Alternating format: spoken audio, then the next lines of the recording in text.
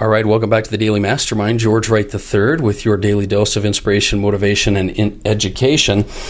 I'll tell you what, I'm glad you're back. I hope you're having a great week so far. I really want to be able to help you to get that best version of your life moving forward. It is a holiday that's coming up on the U.S. at least. And it's a time of year that you really want to reflect on the gratitude you have for the things around you. And I can't think of a better way than to share some thoughts with you today from Wayne Dyer. Before I do that, though, I want to share with you the Daily Mastermind quote of the day. The quote of the day is from Willie Sutton, and it's, "Don't serve time, make time serve you." Don't serve time. I'll bet most of us feel like that sometimes at our jobs or our professions or our businesses, that we're serving time. Make sure that you're having time serve you. Be specific with your intent. So here's the deal. In order to help you create the best version of yourself and win the day-to-day battle that's going on in your mind, the Daily Mastermind is here to give you those short daily thoughts. Keep you focused on what's important, and keep you consistent with what you need to do. And today's no different. What I want to do is I want to share with you an audio from one of my mentors, Wayne Dyer, who was probably one of the best individuals for communicating in a real gifted way. Messages that could sometimes be hard. And one of the messages I share a lot lately is to stop worrying about what everyone else thinks, and to start to, march to the beat of your own drum.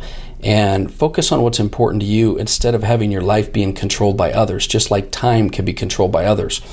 And so today, Wayne Dyer is really going to share with you some amazing stuff. So I don't want to spend any more time. I'm going to get right to it. I hope you have an amazing day. And like and share the podcast. Make sure that you share this with other individuals. So here we go.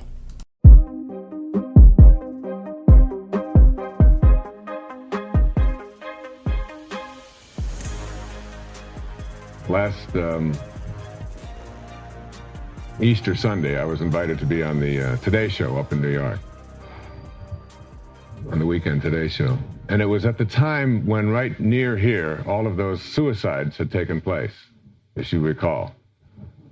The 40 people in the Heaven's Gate, and that's just like headlines all around the world. How could 40 people just follow somebody, to their death?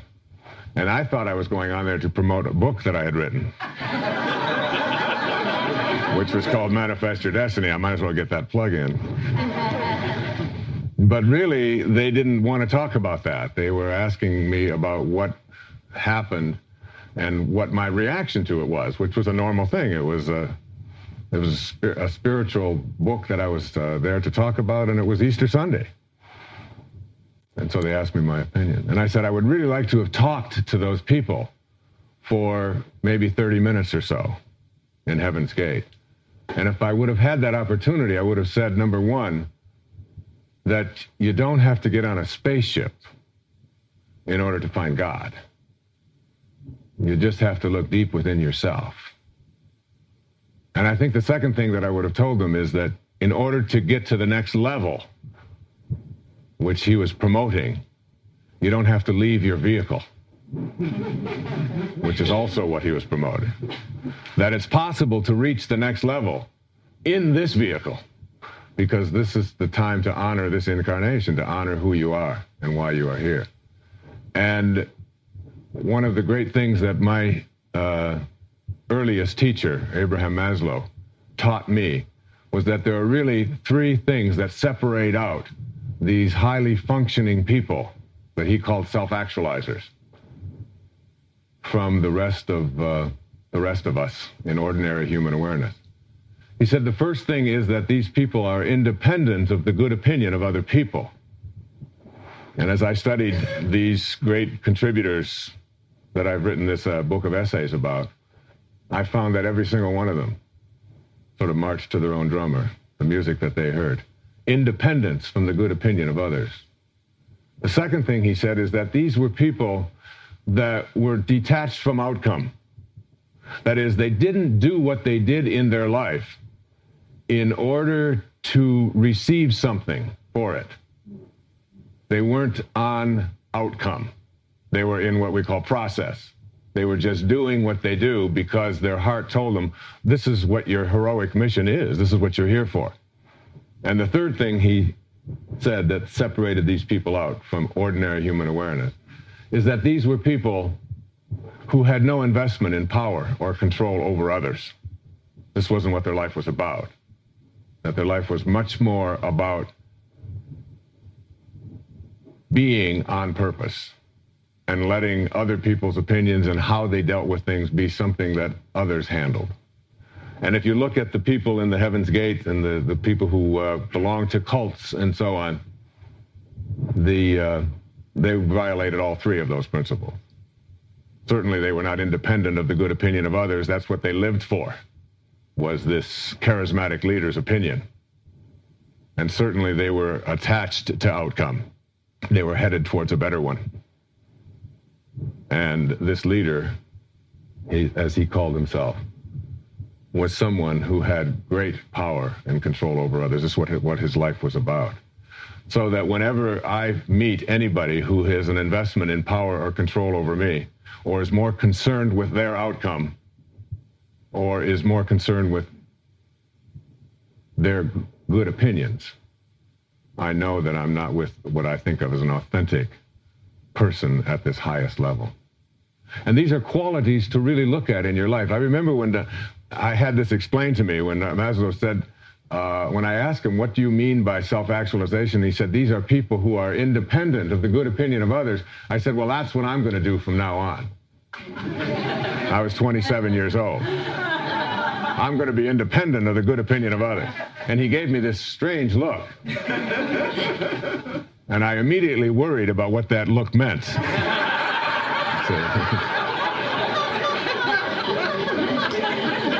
And whether it would affect my grade, you know. So getting to that place where you're independent of the good opinion of others.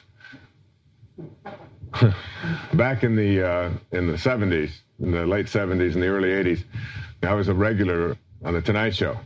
I did that show 30-some times, and it was about every 3 or 4 weeks I would go up there and do the show. And then I would go home, and I had written this book called Your Erroneous Zone, and it was all about not worrying about other people's approval and all of these kinds of things. And I would go home, and I would go on the show, and when you go on a show like that, you have 7 or 8 minutes, and you have to say something quick and something light and something funny if you want to get invited back. I would go on and I would tell a little joke or say something amusing or whatever, and then I'd get home and I'd have 500 or 600 letters from people from all over the country angry at me about what I had said and how I had said it and so on. So I used to think to myself, why do I let these things bother me? Because they did, and I would find myself, all of the nice letters, I would just set aside and say, that's nice, but the people that were saying something, I would want to defend myself to these people. And then I came across this wonderful letter that H.L. Mencken, who was a humorist at the early part of this century, had copied, and he would write. He was like a modern-day Voltaire. You know, I mean, he just took on everybody. Or Art Buchwald would be another example of this kind of reporter in the 20s. But he satirized everything. And he had written out in one of his columns, to anybody who might send something critical to me, this is my response. And he had done it in advance. And I thought it was so good that I had 5,000 copies of it. Mimeographed. This was before Xerox. 5,000 copies of this thing, mimeographed. And every time I would get back from doing The Tonight Show and I got a whole host of these letters, I would just seal 40 or 50 of those into an envelope and then just send them off all over the country. And I wanted to be a fly on the wall when they would open them up and read them, you see. Now, I'm far too spiritual today to do such a thing.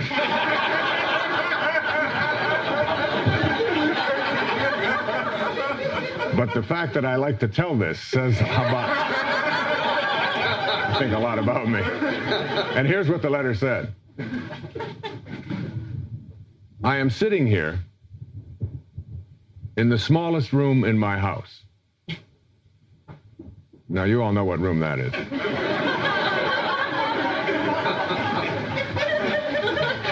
With your letter of criticism before me.